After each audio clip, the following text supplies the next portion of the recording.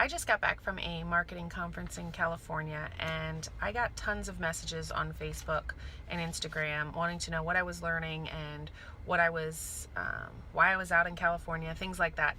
So I wanted to take a few minutes today to just make this video to share one of my biggest takeaways from this conference. My name is Holly, for those of that you don't know me, and I'm in Tampa, Florida, and I'm in the commercial real estate industry. And so this conference was one of those that your mind is blown when you're done. Your brain is fried. The speakers were amazing. The caliber of content was second to none. I took a ton of notes, and I really came away with one clear message that I felt would be most impactful for my business this year, as well as every small business owner. And that is the need to go live on Facebook. Yikes. I don't know about you guys, but that scares the crap out of me. I don't like video. This is the hardest thing in the world for me right now, to make this video. And especially going live, right? Live is raw, it's unedited, it's spur of the moment. You can't see if you have lipstick on your teeth or anything weird like that. You can't change the way you sound. So I wanted to talk about that today because I feel like it is a problem that other business owners may have, and how I plan to overcome my fear of going live on Facebook. So my plan is to create YouTube videos just like this one. And I wanted to share with you for just a couple of minutes today the 5-step process I plan to take in this venture of mine, creating YouTube videos.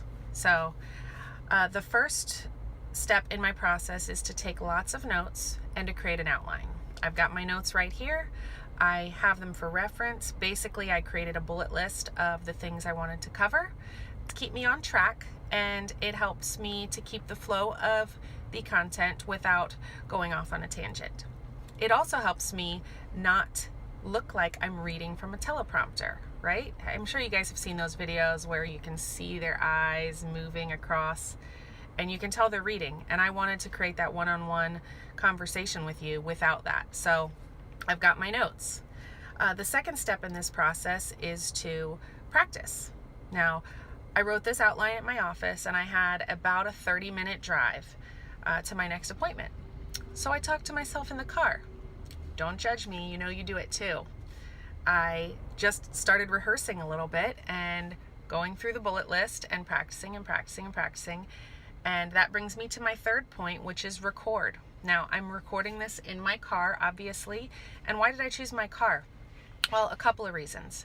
It's quiet in here, for one, and I didn't have to worry about the distractions of the office phone ringing or my dog barking or somebody interrupting me by coming into the office. So I will tell you one tidbit, though, if you're recording from your iPhone like I am, and that is, before you start recording, to put your phone in airplane mode.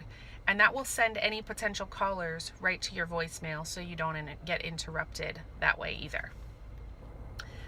The fourth step in this process is to edit the video. So once I'm done recording, I upload to my computer, and that gives me the opportunity to crop out any areas that I may mess up.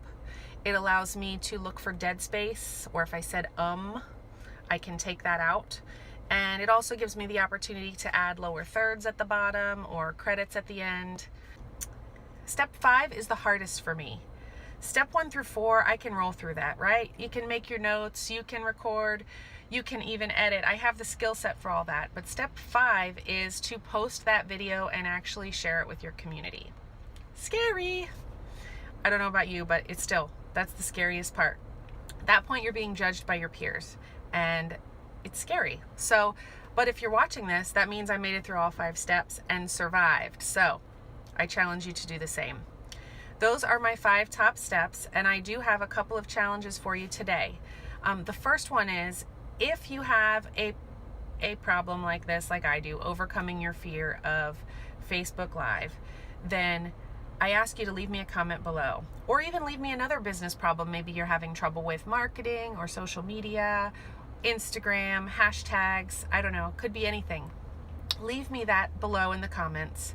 And my second challenge is, if this specific issue of fear of going live is a problem for you, then I challenge you to go on YouTube and create your own video, then come back here and post the link in the comments. That way I can check it out and we can critique each other, and maybe we can develop a community of other video newbies, right? That would be fun.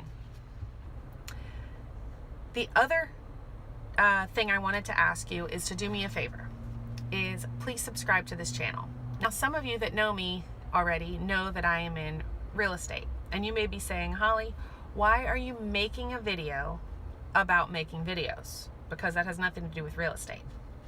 And my answer is this: I have self-studied and taken mastermind courses and studied online business and marketing in general for the last 10 years. I've also been a small business owner for 15. I have a lot of knowledge, and I feel it's almost a disservice to not share it with my community. And the other reason is, if you guys follow me for real estate, once I found you a location, or if you're one of my tenants at one of the properties I manage, you have no reason to follow me for continued real estate advice, right? So if I can provide you quality content in the way of business and marketing tips, then I can continue a relationship with you. So I ask that you subscribe to this channel if you found this useful. Leave me a comment below of other business topics that you'd like to hear about. And lastly, I will end it on some advice from my 7-year-old. And she watches all these crazy kid YouTubers, and she suggests that every video should be ended with, make sure to like this video